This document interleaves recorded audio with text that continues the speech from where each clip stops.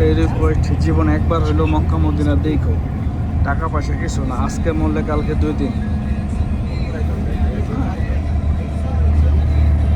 একবার Mecca Medina দেখো, জীবনে যদি সামর্থ্য থাকে, ইচ্ছা থাকে, একবার হইলো মক্কা মদিনা দেখো।